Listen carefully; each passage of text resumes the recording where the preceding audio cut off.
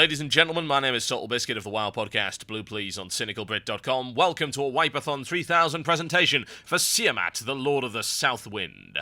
Needless to say, this is on Heroic mode. The full run of the Lost City of the Tol'vir on Heroic is provided on my channel. If you can't see it yet, it's because it's not uploaded yet, but hey, it will be there at some point in the not-too-distant future.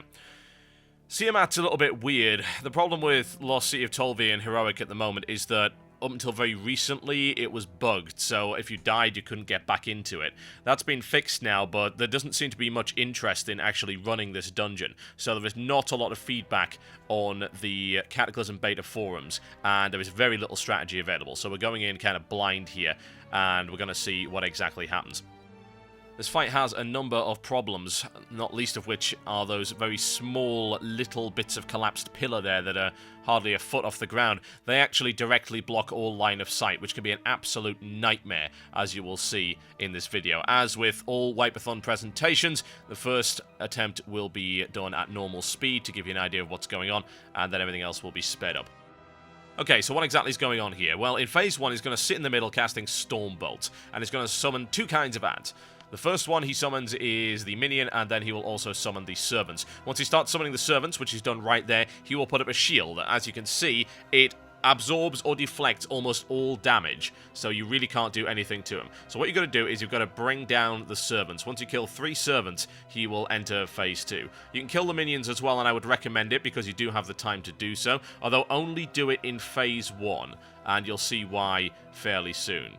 Okay, so you kill these servants right here, and you're going to see Thunder Crash, which are these sort of geysers that come out of the ground, and they will hit you fairly hard. You want to try and avoid those as much as humanly possible.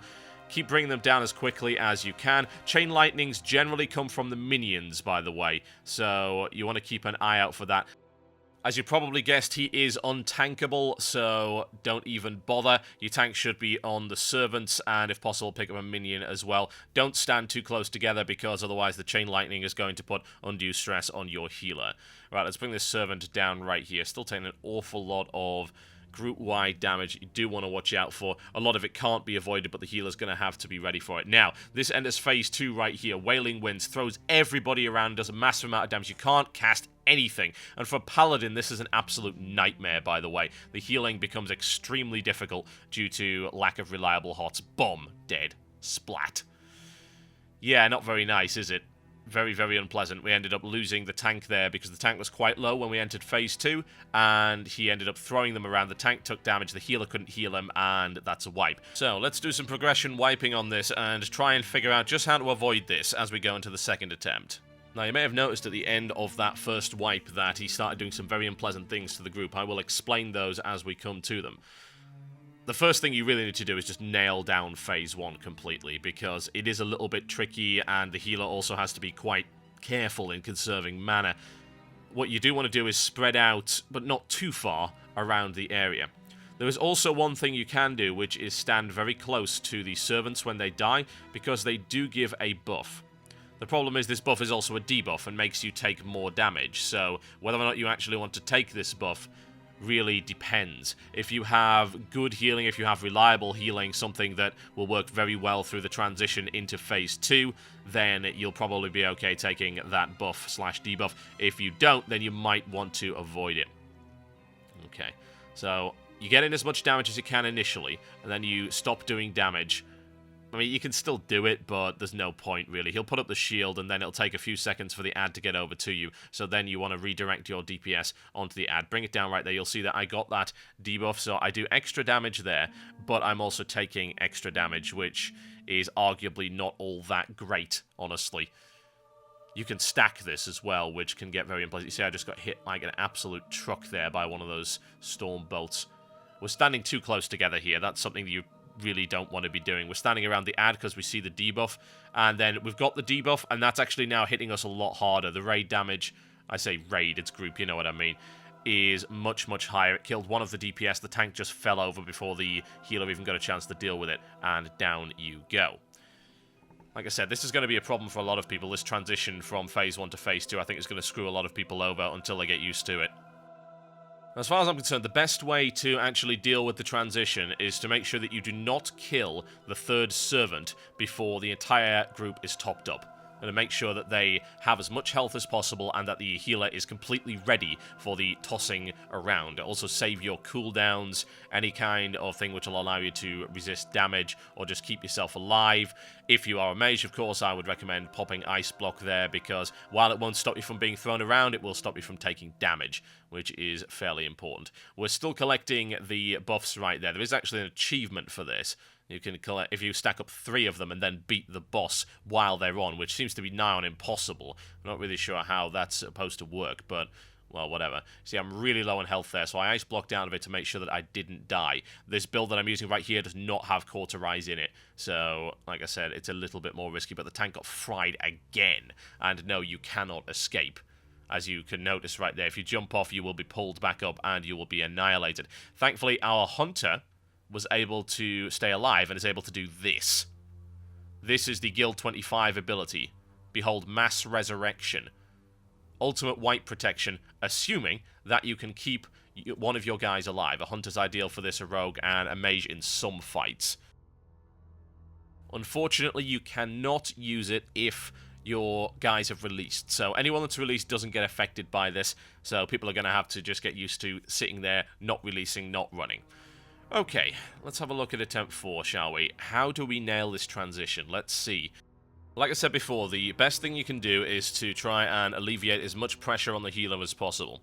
Use cooldowns, use ice blocks, anything that you have to absorb damage when you're getting tossed around like that. And, again, make sure that you are topped off before you kill that third ad. Now, if your healer's having problems making sure that you are all at full health, then I would suggest that, obviously using Ventrilo or Mumble or TeamSpeak or whatever you use, that you call the kill. So this happens on a lot of different raid bosses. You call exactly when to kill the mob at a very specific time when you feel comfortable doing so.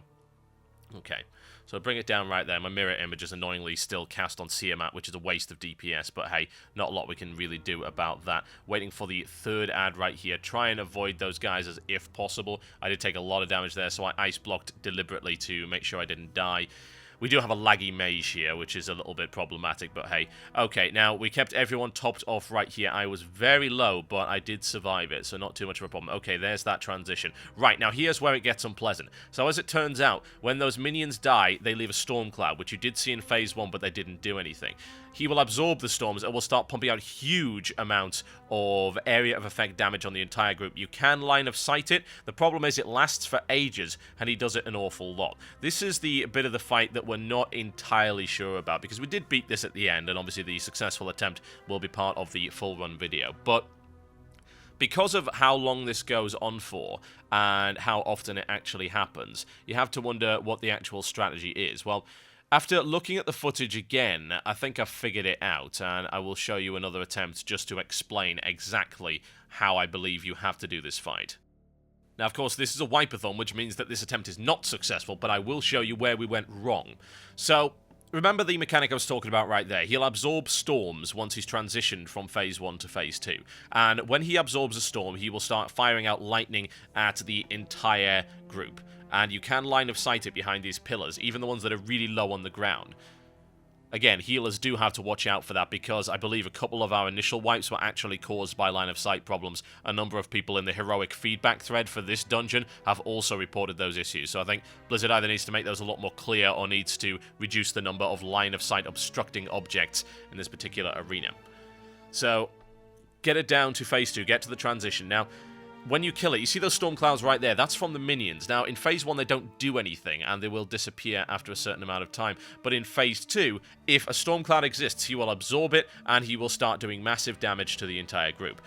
Now, what you should do is what we didn't do on this attempt, which is leave the minions the hell alone and nuke everything you can in Phase 2. Phase 2 is a little bit of a DPS race, because if you're not racing, then your healer can end up running out of mana. So we're doing fairly well here. I didn't bother to use Time Warp at this point, and I should have. This is the kind of time where you do want to use your Time Warp, your Bloodlust, and all that kind of thing. I'm actually line of sighting here. The problem is we can't do the damage, and the healer is getting fairly trounced in terms of mana. And watch out for this as well. This line of sight problem right there caused huge problems for the healer.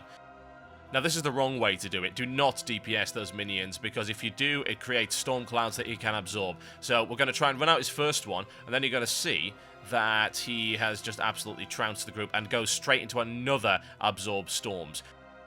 So as you can see, the trick is not to kill the minions and then to burn him down during phase 2. A bit of a DPS race, and the minions will lose health all the time, so you might get an absorb storms, but hopefully you can avoid getting one after another, and that's the most important thing to remember about this fight. Okay, ladies and gents, that was a Wipe-a-thon on Siamat. You will see the full, edited, and complete kill on the Lost City of Tol'vir heroic video. My name's been TotalBiscuit, and I'll see you next time.